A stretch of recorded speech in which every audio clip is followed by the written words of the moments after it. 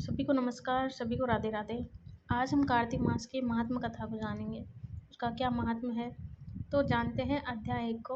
उससे पहले वीडियो को यदि आपने इस चैनल को सब्सक्राइब नहीं किया, सब्सक्राइब करें, शेयर करें, लाइक करें और कमेंट में कमेंट ज़रूर करें। तो शुरू करते हैं। चलिए, प्रथम अध्याय। मैं सिमरू माता शारदा बैठे जिव्या आए, कार्तिक मास की कथा लिखे कमल हर्षाए।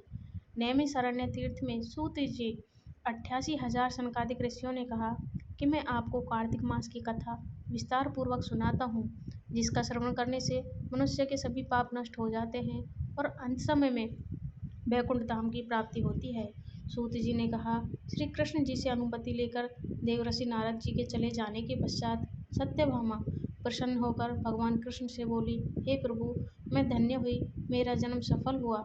मुझ जैसी त्रिलोक्य सुंदरी के जन्मदाता भी धन्य हैं, जो आपकी 16,000 स्त्रियों के बीच में आपकी परम प्यारी पत्नी बनी। मैंने आपके साथ नारद जी को वह कल्पवृक्ष आदि पुरुष विधि पूर्वक दान में दिया, परंतु वही कल्पवृक्ष मेरे घर लहराया करता है।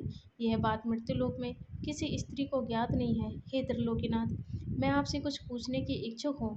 आप मुझे कृपा कार्तिक महात्म की कथा विस्तार पूर्वक सुनाइए, जिसको सुनकर मेरा हित हो, जिसके करने से कल्प पर्यंत भी आप मुझसे विमुख न हो। सूत जी आगे बोले, सत्यभामा के ऐसे वचन सुनकर श्री कृष्ण ने हंसते हुए सत्यभामा का हाथ पकड़ा और अपने सेवकों को वहीं रुकने के लिए कहकर विलास युक्त अपनी पत्नी को कल्प वृक्ष के नीचे ले गए। फिर हंसकर बोले, हे प्रिय, 16,000 रानियों में से तुम मुझे प्राणों के समान प्यारी हो। तुम्हारे लिए मैं इंद्र और देवताओं से विरोध किया था। हे कांते, जो बात तुमने मुझसे पूछी है उसे सुनो।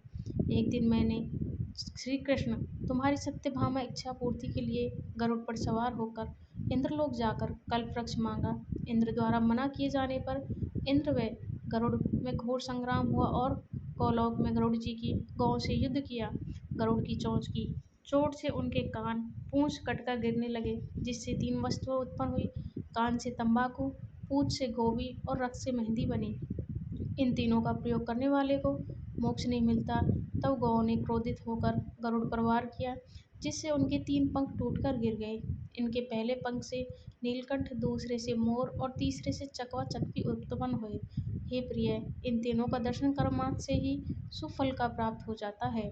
यह सुनकर सत्यभामा ने कहा, हे प्रभु, कृपा मुझे मेरे पूर्व जन्मों के विषय में बताइए।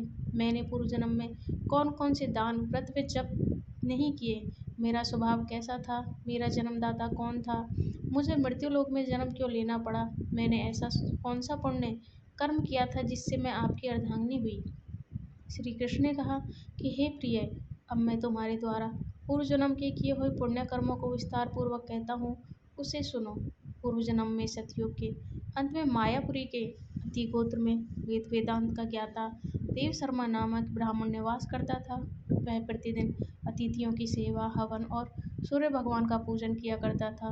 वह सूर्य के समान तेजस्वी था। वृद्धावस्था में उसे गुणवती नामक कन्या की प्राप्ति हुई। उस पुत्रहीन ब्राह्मण ने अपनी कन्या का विवाह अपने ही चंद्र नामक शिष्य के साथ कर दिया। वह चंद्र को अपने पुत्र के समान मानता था और चंद्र भी उसे पिता की भांति सम्मान देता था। एक दिन वे दोनों कुश व समिधा लेने के लिए जंगल में चले गए। जब वे हिमालय की तलहटी में भ्रमण कर रहे थे, तब उन्हें एक राक्षस आता हुआ दिखाई दिया। उस राक्षस को देखकर भय के कारण उनके अंग शिथिल हो गए और वे वहां से भागने में भी असमर्थ हो गए। उस काल के समान राक्षस ने उन दोनों को मार डाला। चूंकि वे धर्मात्मा थे, इसलिए मेरे पार्षद उन्हें मेरे वैकुंठ धाम के पास ले आए और दोनों द्वारा आजीवन सूर्य भगवान की पूजा किए जाने के कारण मैंने दोनों के पर अति प्रसन्न हुआ। गणेश जी, शिव जी, सूर्य व देवी, इन सब की पूजा करने वाले मनुष्य को स्वर्ग की प्राप्ति होती है। मैं एक होता हुआ काल कर्मों में भेद 5 प्रकार का होता हूँ। एक देवदत्त, पिता, भ्राता आदि नामों से पुकारा जाता हूँ। जब वे दोनों विमान पर आरूढ़ होकर सूर्य के समान तेजस्वी रूपवान चंदन की माला धारण किए हुए मेरे भवन आए, तो दिव्य भोगों को भोगने लगे।